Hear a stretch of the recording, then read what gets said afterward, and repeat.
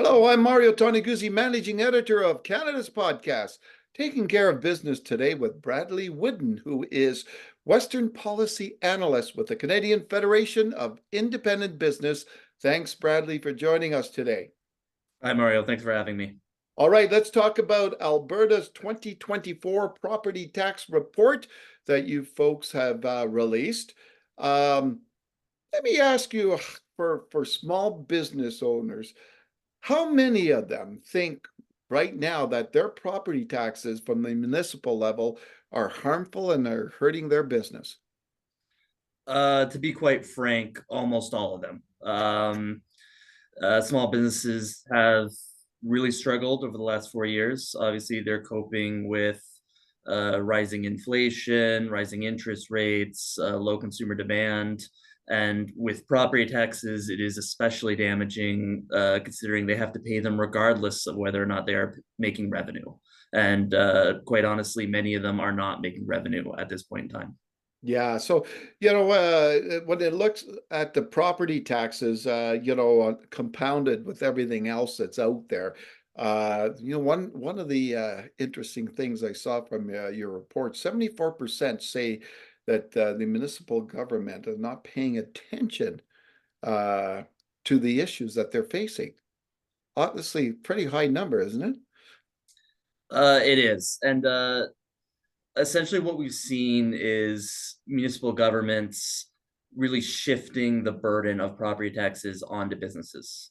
So, for example, in Alberta's four largest cities, what we found is that they pay a property tax rate over 3 times higher than that of residents. And that's the thing we're really trying to get at in the report is that this is a disproportionate burden, it's an unfair burden, and Yeah. we're urging municipalities to step in and address it. Can you talk a little bit about Bradlee, just about that tax ratio? What cities in the provinces are the worst? Which cities are the best for it? Absolutely. So Calgary, the largest city, is the worst, with a tax rate ratio of 4.26. So businesses pay a property tax rate well over 4 times higher than that of residents. They pay close to half the city's property taxes, despite only making up around 18% of the property assessment. Yeah. Now, Calgary City Council actually recognized that this is a problem. They implemented a 1% tax shift over the next 3 years.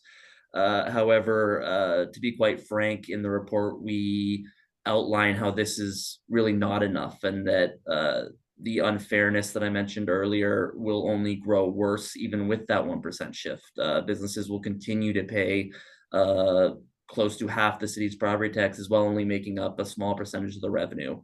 Mm. But to answer your question as well, Canmore and Edmonton both are also ranked quite highly in that unfairness as well.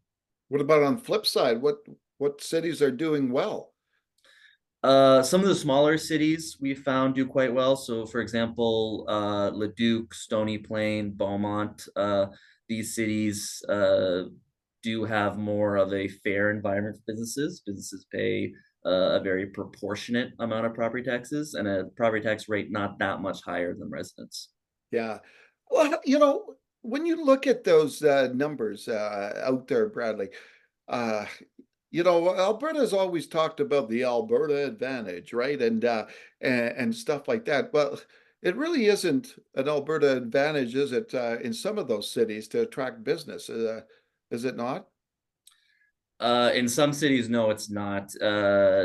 Calgary, quite frankly, has a property tax burden much higher than cities that are commonly associated with a high tax burden, such as Vancouver. Businesses in the city are really struggling right now. Yeah. We're seeing many of them, quite frankly, are at risk of closure, and more action needs to be done to get Calgary in line with comparable cities in Western Canada.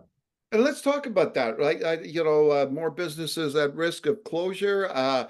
You know, is it just me, or is the cities that have these high ratios don't understand that you businesses close, you're going to get zero tax dollars from them.